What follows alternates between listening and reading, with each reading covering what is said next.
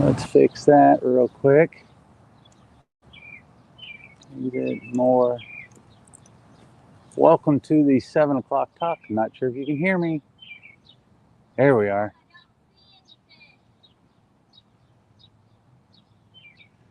Welcome to the 7 o'clock talk. It said we lost our mic. And tonight we're going to talk about the top 5 foods to alleviate pain. And hi, Kathy.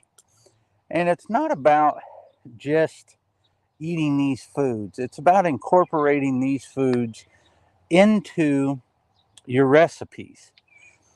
And really, don't be afraid to cook. Don't be afraid to experiment. We actually just tried a new recipe. We like Mexican food, and Jess really likes the al pastor. And so we got a recipe and we tried it. And what's funny is a lot of the things that, so let's just go on the assumption that meat causes inflammation.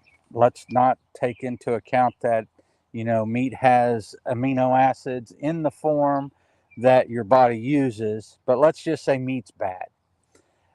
In ancient times, people knew that if you mixed herbs and things with the food, with the meat, you could offset some deleterious effects. And so our al pastor, bless you. Excuse me. What all did the al pastor have in it? Oh, lots of things. It had, I went to the Mexican store and got fresh dried chilies. So it had ancho chilies.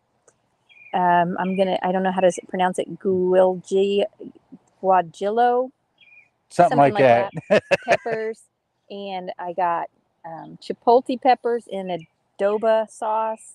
Had something called an ancho powder. Mexican oregano. It had Cumin, garlic, vinegar, raw sugar. That's it. Yep. And we use chicken broth to thin it. And so all of those things, all of those peppers have capsaicin in them. And that capsaicin is an anti-inflammatory in us. So the hotter the food that you eat, the more anti-inflammatory it is.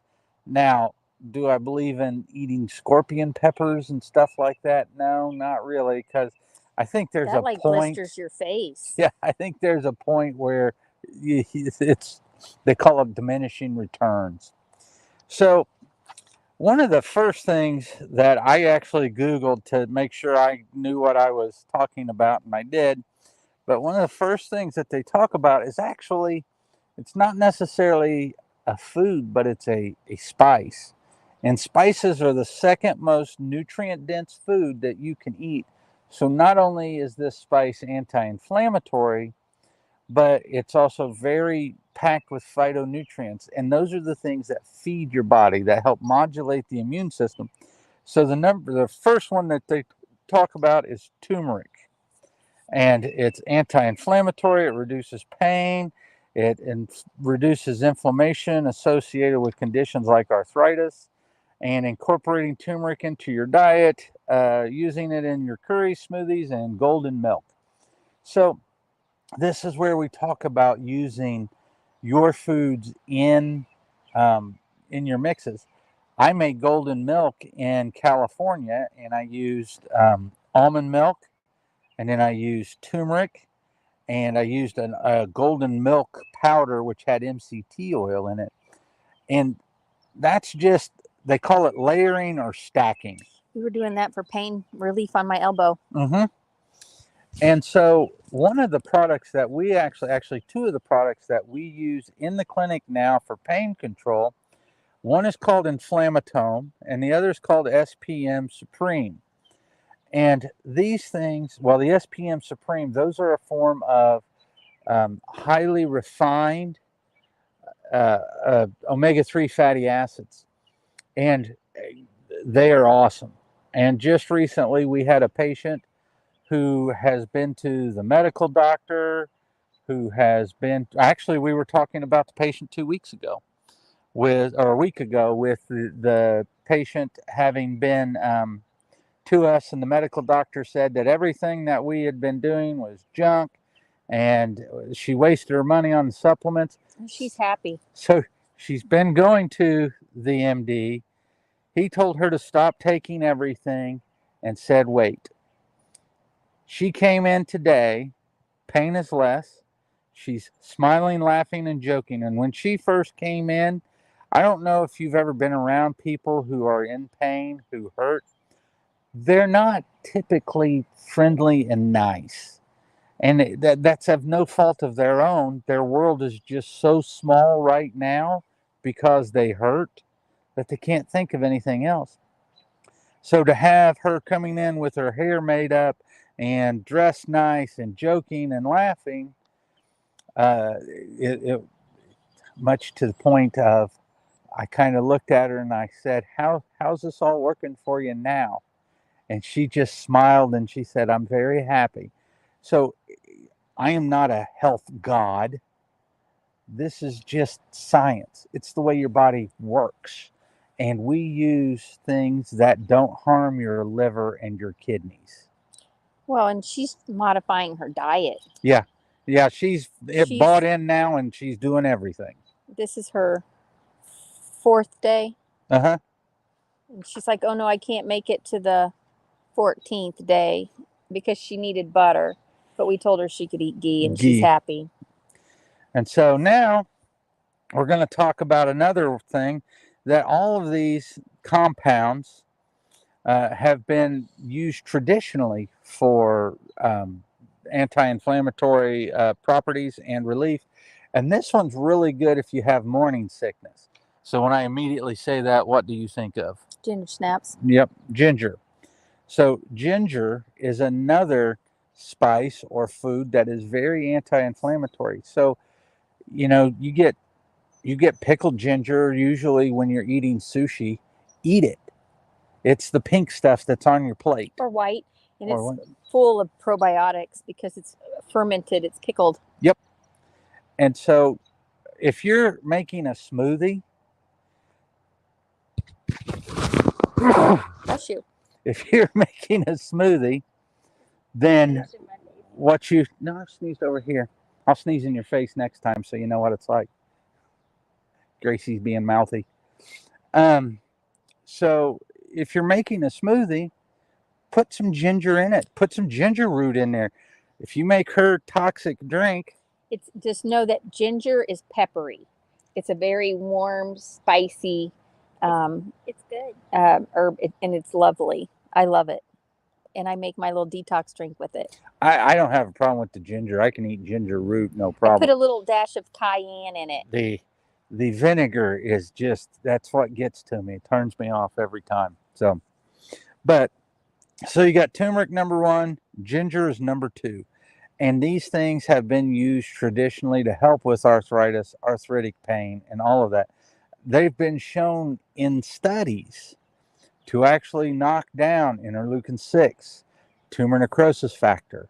All of these, you can't say bad players in the body because you need them because they're part of your immune system, but you have to keep them in check, in balance. The next thing, we love this stuff, fatty fish. Fatty fish and certain types of fatty fish such as salmon, mackerel, sardines. So they call them the smash fish. So it's actually salmon, herring, anchovies, sardines, mackerel, smash. Think of the acronym. But the omega-3 fatty acids have anti-inflammatory properties, and that decreases pain associated with arthritis. And so, and they even make the recommendation, aim to include fatty fish into your diet a few times a week. So we've really cut out a lot of red meat in our diet in the house, and we probably only have red meat once to twice a week. I don't think not even that. You guys don't, you maybe eat it once every couple weeks now. So it's a big deal to get the diversity. The more diversity you have in your proteins, the more diversity you have in your carbohydrates, the more diversity you have in your fats, the better your body will be. Next, berries. So this just sounds like a great smoothie other than the fish. Wouldn't put fish in a smoothie. That might be a little weird. But berries, many berries, including strawberries, blueberries, cherries, they're packed with antioxidants and other compounds that are anti inflammatory. They've used cherries for years to offset gout. Um, as we look at that, enjoy berries as a snack in smoothies or as a topping for yogurt or oatmeal. So, one of my anti inflammatory shakes that I make, I'll put 2 scoops of the GI Replenish from Metagenics. And you can get all these things from us. If you don't know where to get them, just yell at us and we can get you hooked up. So 2 scoops of the Ultra GI Replenish. I put a scoop of the Golden Fusion, which has turmeric, ginger, cinnamon, and all of those things in there. And then I'll put a handful of berries in there, or I'll chop up an apple or a pear. And typically I'll put the berries or the pears or the apples or whatnot, I'll put that in the freezer so that it's cold. Um, and then I use green tea as my base. So once again, that's stacking or layering. And it's just like when you go to eat. When you go to eat at McDonald's, you're getting just a burger, you're getting just ketchup, just mustard, some dehydrated pickles, and bread. When you eat at home, you can sprinkle some thyme and rosemary on the meat. Where, baby? You can. Where? I missed right there. She's coming. Nope, yep, she's getting through the gate. We have visitors. So the thyme, you can put oregano. You can season it any way you want to. I generally will chop up onions and garlic, and I'll just mix that into the meat. And the kids don't even know it half the time. So let me see 1 second. I still don't like when you put onions in it. You've eaten it so many times you don't Hi, even Ray. know. So does it matter if they are tart or sweet cherries? Tart. Tart's better. You what? Ready? Fun. Say hi. Excuse me, but I didn't get to. Trevor. Somebody's jealous and feels left out. Say hi, Gracie. Say hi, oh jealous one. Are you satisfied now? You're bright red. She's been embarrassed now. I'm actually probably sunburned. Somebody at school said these flowers are huggy wuggy. Oh. You know what? You should go have Gracie show you what we rescued today. Yep. The cat or the spider? Both. We got a new spider and a cat. Yeah, we're sure increasing our pets. So We got another one. Now we got 2. Go see him. Let's go. Be careful with. So last on the list of anti-inflammatory foods are leafy greens like spinach and kale. I want to tell people to be very careful with raw kale. Raw kale has lots of oxalates in it, and people can, if they eat lots of oxalates, have reactions to that. They can form stones, kidney stones, bladder stones. So I wouldn't have a whole bunch of raw kale. Now, if you're putting a little bit in your smoothie, a little bit of spinach in your smoothie, these things are all really good. And they're saying leafy greens like spinach, kale, Swiss chard, they're excellent sources of vitamins, minerals, and antioxidants. And they possess anti-inflammatory properties that contribute to overall pain and reduction. Add leafy greens to salads, stir fries, soups, and smoothies. And that's why you do that stuff, because it's just adding to the mix. When you're looking at when we cook, how much has your cooking diversified with the use of spices and stuff since we've been learning all of this stuff? We put spices in everything. Even our kids do. Yeah. And so it is one of those things where the more that you add, the better off you are. And remember, getting out in nature, going barefoot in the grass, is also anti-inflammatory. I had a patient today who was suffering from arthritis. He just started with us. And he was like, Dr. Miller, why when I go swim down in the ocean in Mexico do I feel so much better than when I swim in a pool up here? And I was like, well, that's really easy. I said, just think about it for a second. If your liver and your kidneys have an issue, your liver produces your energy. It produces a lot of your hormones. It processes your cholesterol. It produces cholesterol. Your liver does a lot of stuff. And if it is burdened, it has a problem. And so what are you in when you're in a pool? Toxic chemicals. Yep. She hates I hate swimming the in the swimming pool. pool because she's like, that is just a social bathtub. It is.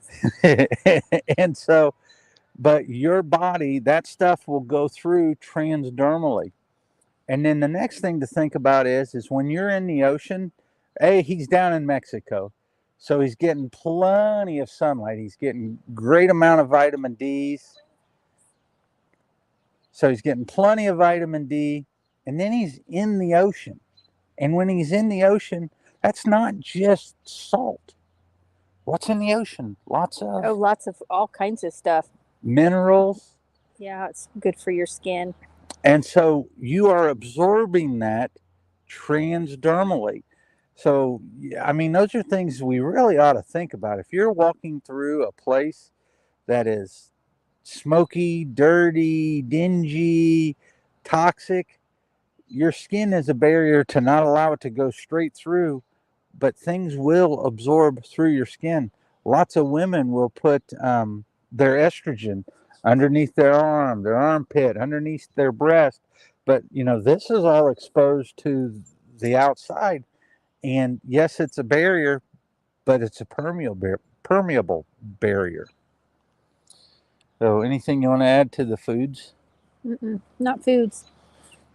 And think about this. If you're sensitive to the foods that we're talking about, you have a much bigger problem. She started out sensitive to a lot of it, and you've done the work to heal your gut up. Yeah, I love black pepper, and I used to react to black pepper. But our spices used to consist of salt and pepper. And now we could probably fill a cupboard full of spice. We have filled a cupboard full of spice. Our son, he brings home spices. There's like 15 spices on the table when he cooks for himself. And that's, the old adage is variety is the spice of life. It's absolutely true.